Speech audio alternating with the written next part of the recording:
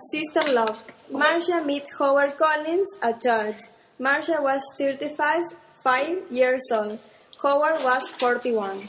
Howard lived with his mother in a small house on the south side of the town. Marcia lived with her sister and father in an apartment 3 streets away. Marcia did not worry. Her father, George Grant, was ill and never left in the apartment. She stayed in the bed most of the time and always needed something with him. So Marcia stayed at home with her father and only went out when her sister Karen was in the house. The two sisters were very different. Marcia was short with a small round face and short black hair. Karen was 10 years younger. She was tall, had long brown hair and good legs, and a suntan all through the summer. People often say to Marcia, "Your sister is very beautiful." There were always lots of men ready to take Karen out to the dinner or to the cinema, but Marcia stayed at home. Karen worked in a shop in the town. When she was at home, she liked to sit up of the roof garden of the apartment building. It was one Sunday in May when Marcia came home with Howard the first time. She took him to see her father. George Grant was in bed. He had grey hair and grey face. Sometimes he read a book, but mostly he just sat in bed and watched television. This is Howard's father. He worked at the hospital and we met at church. I told you about him last week. Do you remember? No. He turned his face away back to his television. He was not interested in new people or his doctor friends. Just then, Karen came into the room. She wore a white bikini and white shoes. She smiled at Howard. So you're Howard. My big sister has got a boyfriend at last. Howard's face went red and he looked down at his feet. Karen laughed. Come on up the roof garden and have some wine. The sun is wonderful this morning. Oh,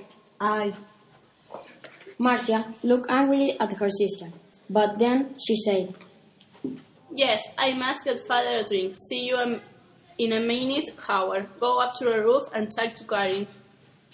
The sun was hot on the roof. Howard took off his coat. He looked around. There were 3 chairs, a sun umbrella, a sunbed, a table with 3 glasses, and a bottle of wine on it. There were tiles on the floor, and next to the little wall around the edge of the roof, there were some flowers in boxes. This was the garden. Very nice. We don't see many good-looking men up here. Sit down and have a drink. Marcia looked at Howard without her eyes. She looked at Karen. Karen watched them. Her eyes went from her sister to Howard and back again to her sister. She smiled. It wasn't a nice smile.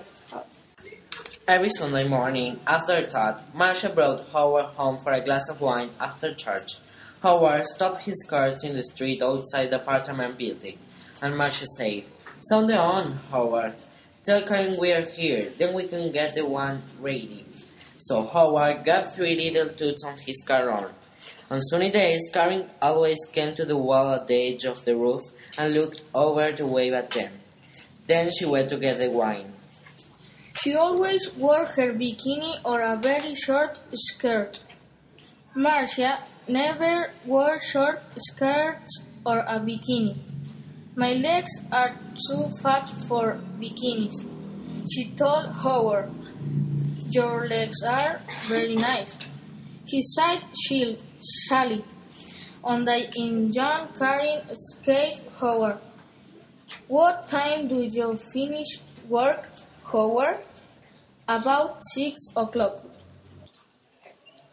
The next Sunday, Howard phoned Marcia early in the morning. I don't feel very well. I am not going to church today. My love, I'm sorry.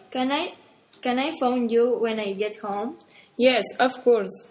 I can phone before 1 o'clock. I'm going to be late back because there is meeting after church. Something about Africa, I think. Oh, yes, I remember. But Marcia was wrong. There was no meeting after church that morning. It was the next Sunday. So she left church at the usual time and arrived home at 11:45. First, she went in to see her father, but he was asleep. Then she phoned Howard, but there was no answer. Perhaps he's sleeping, and his mother doesn't want to answer the phone. She went to her room and put on a long summer skirt. Then she went up to the roof garden. She put her hand on the door to the roof and stopped. The door was half open and she could hear voices. There was someone with Karen. Howard. Howard? I feel bad about this. We must tell Marcia soon, Karen. No, it's our secret, Howard. Only for a little longer, all right? I don't like... But you do love me, Howard. Not Marcia. Say you love me, please. You know I do, but... It's our little secret. Oh, is your car outside, my love? We don't want Marcia to see it. I didn't break my car. I walked her. Good, but it's getting late. You must go before she comes home. See you tomorrow. Usual time, usual place. Now, go. Marcia moved quickly and quietly away from the roof door and ran to her bedroom. She didn't know what Howard or Karen to see her. She heard their voices. Then the front door of the apartment opened and closed. Howard was gone. Marcia sat on her bed for an hour. Why? I stayed at home with an old man. All time I can go out to work. I can make new friends. I can meet new people. I go shopping once a week and I go to church once a week. That's all. And then I meet Howard. When he said, I love you, I was so happy. And now? Karen had everything. Good looks, a job, friends. She was young, she was beautiful. She could have any man. So why Howard? Why? Not because she wants him. It's because I love him. It's because she doesn't want me to be happy. You do love me, Howard, not Marcia. You know I do. What is true? Did Howard love Karen and not her? No. He saw only the beautiful, suntan body and he didn't know her. She's not going to give him. Every evening that week, Howard drove Karen home after work. And every evening they go later and later. The next Sunday, Marcia didn't go to church. I got a bad head. I just phoned Howard and told him, and he's coming her after church as usual. I'm going back to sleep for an hour or two. And she went into her bedroom and shut the door.